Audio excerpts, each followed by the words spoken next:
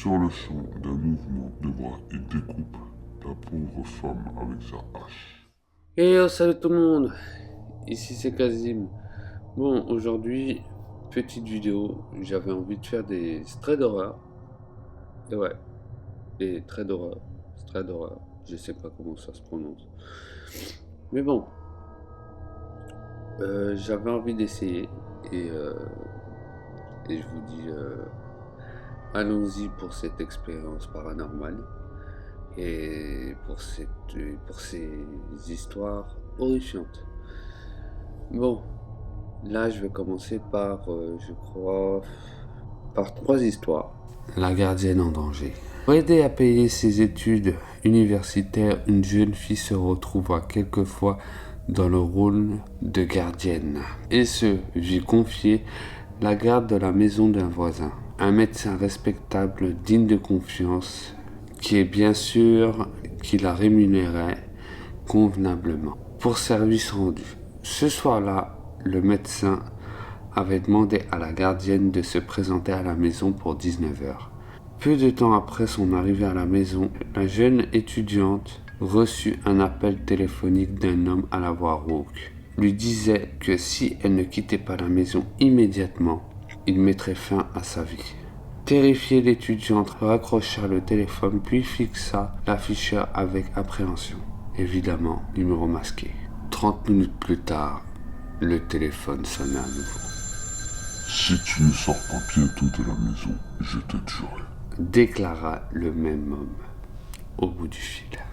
Prise de terreur, la jeune fille raccrocha précipitamment et appela la téléphoniste à la recherche d'une solution. Cette dernière lui recommanda de garder l'homme en ligne pendant environ 1 minute afin d'être capable de tracer d'où provenait l'appel, si cela se reproduisait. Plus tard, le téléphone sonna à nouveau. Le même homme se tenait au bout du fil. Malgré sa terreur, la gardienne réussit à garder la ligne pendant tout près d'1 minute. Il lui répétait ses menaces en boucle, quitter la maison sur le champ. Sinon, il la tuera. Dans l'urgence, la téléphoniste rappela sans délai pour ordonner à l'étudiante de sortir de la maison le plus rapidement possible.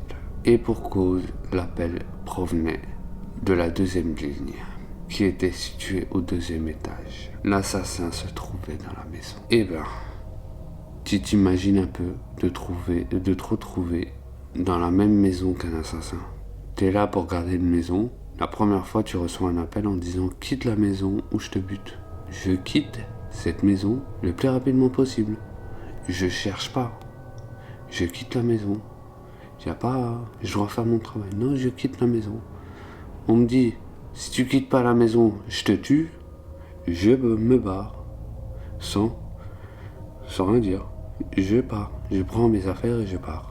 Bon, la 2e histoire s'appelle La Dame Blanche. Il existe plusieurs versions de cette histoire selon le témoignage. Elle aurait été vue autant qu'en Europe qu'en Amérique. Voici l'une des nombreuses histoires la mettant en vedette. Prenons cette histoire puisqu'elle est racontée par un médecin, une personne qui a priori est plutôt réaliste et a les pieds bien sur terre. Le témoignage date de 1977. Après une longue journée de travail, le médecin rentre chez lui un soir alors qu'une pluie battante s'abatta. Sur le bord de la route, il aperçoit une jeune femme vêtue de blanc. Par compassion et pour se rendre utile et aimable, il décide de s'arrêter et de lui offrir de la raccompagner chez elle. Elle accepta et après lui avoir donné son adresse, elle ne dit plus un mot du reste de la route. Pendant le trajet, elle reste silencieuse jusqu'elle traverse le pont du Furet. À cet instant précis, elle devient agitée et effrayée. Une fois arrivée à la destination, le médecin lui prête son parapluie et attend qu'elle lui rende. Cependant, ne voyant pas la jeune femme revenir, le médecin sonne à la porte de la maison. Un couple lui ouvre et leur raconte alors son histoire en décrivant la jeune fille. Le couple, vraiment très ému, lui révèle alors que cette jeune fille était leur fille unique, décédée tragiquement lors d'un accident de moto sur le pont du Furet, plusieurs années auparavant. T'es là, t'as un médecin, tu te dis... je vais rentrer chez moi. Tu vois une jeune femme habillée en blanc. Décide de t'arrêter. Tu te dis ok, je vais la ramener chez elle. Certes, à un moment elle devient un peu agitée, mais tu prêtes pas attention. En arrivant devant la porte, tu vois que cette dame ne revient plus. Tu sonnes à la porte et là tu découvres toute la vérité. Honnêtement, c'est triste. Passons à la troisième histoire. La station-service. La nuit était sombre et brumeuse. Denise luttait pour rester réveillée. Alors que la route était sombre, froide et détrempée, le niveau de l'essence de sa voiture devenait dangereusement bas. Elle ignorait totalement où se trouvait la prochaine ville.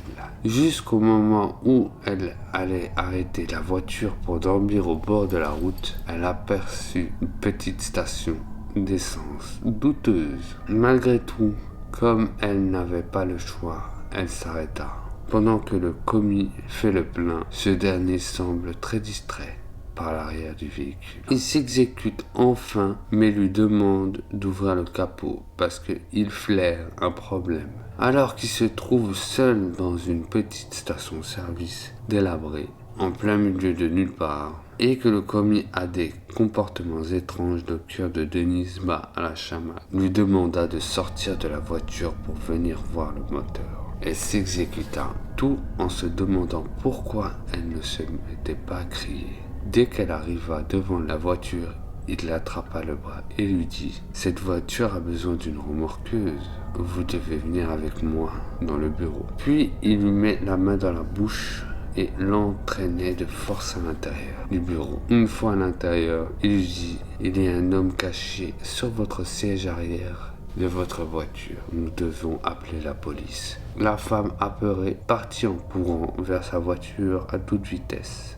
sans regarder derrière. Au bout de quelques minutes, Denise regarda dans son rétroviseur. Elle vit un homme dans un chandail à capuchon et une hache à la main sur la banquette arrière. Sur le champ d'un mouvement de bras, il découpe la pauvre femme avec sa hache. Le cadavre de Denise fut retrouvé quelques jours plus tard. Des années après ce drame, la police est enfin parvenue à mettre le grappin sur le tueur en série qui avait eu la peau de Denise. Avez-vous regardé sur la banquette arrière de votre voiture? Eh ben le drame, ça c'est un drame. T'es là, t'es parti quelque part, tu t'arrêtes dans une station-service, en plein milieu de nulle part. La personne qui te met le plein te dit « Attention, il y a un gars sur ta banquette arrière. » Mais aussi la façon dont comment il a prié et qu'il a tiré, ouais. Même moi j'aurais flippé si un gars me prenait comme ça. Il me tire par le bras puis par la bouche, je serais parti à toute vitesse. Mais j'aurais quand même regardé ma banquette arrière, j'aurais quand même regardé ma banquette arrière, quoi. Sur ce, moi je vous dis, n'oubliez pas de liker et de vous abonner. N'oubliez pas de liker et de vous abonner et de commenter. Et surtout, regardez bien derrière vous. Et je vous dis à la prochaine.